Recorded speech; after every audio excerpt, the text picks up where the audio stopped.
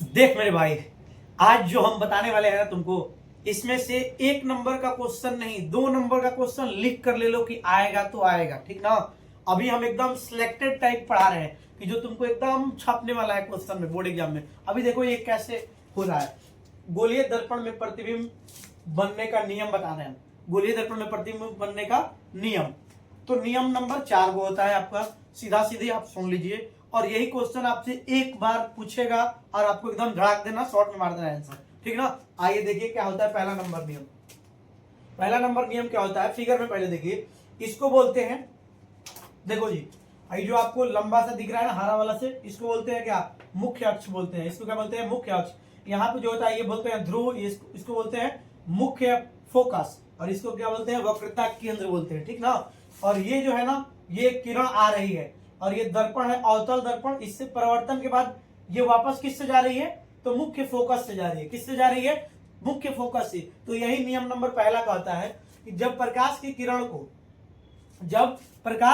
को मुख्य अक्ष के समांतर भेजा जाए, जब प्रकाश की किरण को मुख्य अक्ष के समांतर भेजी जाती है तो दर्पण से परावर्तन के बाद फोकस से वापस जाती है। मतलब क्या, जब प्रकाश की किरण को मुख्य अक्ष के समांतर भेजा जाता है, कैसे भेजा जाता है, तो मुख्य अक्ष के समांतर, तो दर्पण से, माने दर्पण से परावर्तन के बाद किधर से जाती है, तो मुख्य फोकस से जाती है। एक नंबर में पूछता है कि जब प्रकाश की किरणों को मुख्य अक्ष के समांतर भेजा जाता है तो दर्पण से परावर्तन के बाद प्रकाश की किरण जो है किधर से जाती है, तो मुख्य फोकस से जाती है। पहला नंबर नियम एकदम क्लियर, ठीक है। ये देखिए दूसरा नंबर नियम क्या बोलता है, ठीक है ना। ये भी, इसमें भी सेम प्रोसीजर। ये आपका क्या होगा, ध्रुव होगा, ये आपका फोकस होगा, ये क्या होगा, वक्रता केंद्र, और ये जो लंबा सा लाइन नीचे गया है वो क्या होगा, आपका मुख्य अक्ष होगा। क्या होगा, मुख्य अक्ष। और ये आपका आपतित किरण है और ये परावर्तन के बाद वापस जा रही है, यानी परावर्तित किरण है, ठीक ना। तो इसमें कैसे तुमको कर सकते हो कि जब प्रकाश की किरण मुख्य फोकस से आती है, किससे आती है, फोकस से आती है, और दर्पण से परावर्तन के बाद किधर से जा रही है, तो वक्रता जो मुख्य अक्ष है उसके समांतर जा रही है। यही नियम नंबर दूसरा है। देखिए क्या लिखे हम, जब प्रकाश की किरण को मुख्य फोकस से भेजी जाती है तो दर्पण से परावर्तन के बाद मुख्य फोकस के समांतर वापस जाती है। मतलब क्या हुआ कि जब प्रकाश की किरण को तुम फोकस से भेजते हो, किससे भेजते हो, फोकस से, तो दर्पण से परावर्तन के बाद ये मुख्य अक्ष ये है, इसके समांतर जा रही है। क्या जा रही है, समांतर जा रही है। यही नियम नंबर दूसरा हो गया। अब आओ तीसरा नंबर नियम, देखो क्या बोलता है। इसमें भी सेम प्रोसीजर। ये आपका क्या होगा, पी मतलब ध्रुव, ये आपका फोकस, ये वक्रता केंद्र, ठीक ना।